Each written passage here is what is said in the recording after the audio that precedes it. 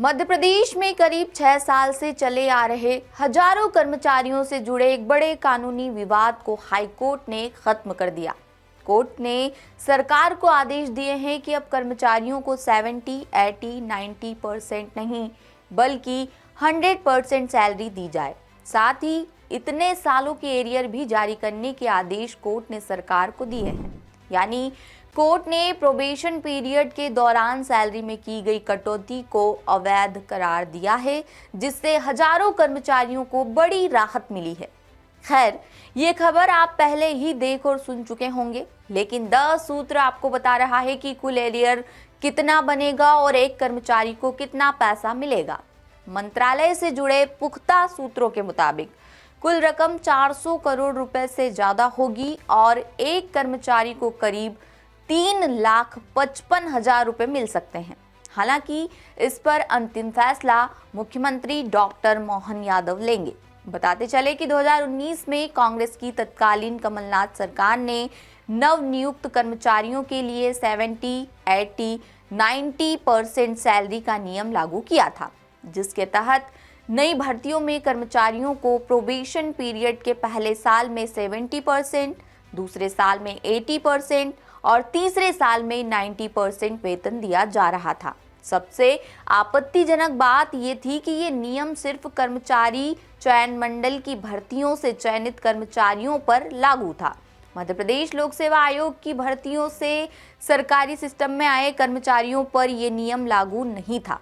इस फैसले के खिलाफ कर्मचारियों ने हाईकोर्ट का दरवाजा खटखटाया, जिस पर कई महीने सुनवाई हुई और हाल ही में कोर्ट ने प्रोबेशन पीरियड और 70, 80, 90% सैलरी का नियम खारिज कर दिया। कोर्ट ने कहा कि जब सरकार कर्मचारियों से 100% काम ले रही है तो प्रोबेशन के नाम पर सैलरी में कटौती का कोई औचित्य नहीं है। इसी के साथ कोर्ट ने सरकार को 100% सैलरी देने, प्रोबेशन पीरियड खत्म करने और काटी गई सैलरी का एरियर देने का आदेश दिया। मंत्रालय के सूत्र बताते हैं कि सरकार के स्तर पर कोर्ट के आदेश को लेकर विचार मंथन शुरू हो चुका है। साथ ही ये विचार भी किया जा रहा है कि कोर्ट के फैसले को चुनौती देना है या नहीं। पूरे मामले में आखिरी फैसला मुख्यमंत्री लेंगे। यदि सरकार कर्मचारियों को एरियर देती है तो कितने कर्मचारियों को कितना पैसा मिलेगा और किस तरह मिलेगा, ये सब इस खास रिपोर्ट में जानते हैं। द सूत्र की पड़ताल में पता चला कि कोर्ट के फैसले से दिसंबर 2019 से दिसंबर 2025 तक सरकारी सेवाओं में भर्ती हुए कुल 94,300 कर्मचारियों को सीधा आर्थिक फायदा होगा। मंत्रालय के अनुमान के सरकार को एक कर्मचारी को ग्रेड पे के हिसाब से न्यूनतम 2 लाख और अधिकतम 3,55,000 रुपए मिलेंगे।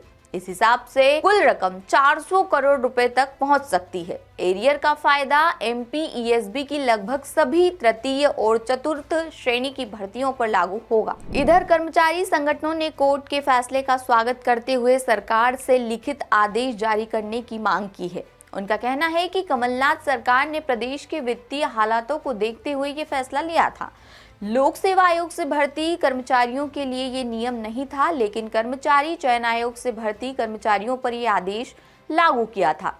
ये काला आदेश था, जिससे तृतीय और चतुर्थ वर्ग के कर्मचारियों को भारी नुकसान हुआ है। पूरे सेवा काल में ग्रेड पे के हिसाब से एक कर्मचारी के लिए 10 से 20 लाख रुपए का नुकसान है। अब ये सरकार पर है कि वो कर्मचारियों के हितों का ध्यान रखकर जल्द से जल्द एरियर जारी करें। आगे इस मामले में जो भी अपडेट सामने आएंगे हम आप तक लेकर आएंगे। मेरा नाम है मंजू, आप देखते रहिए द सूत्र। शुक्रिया।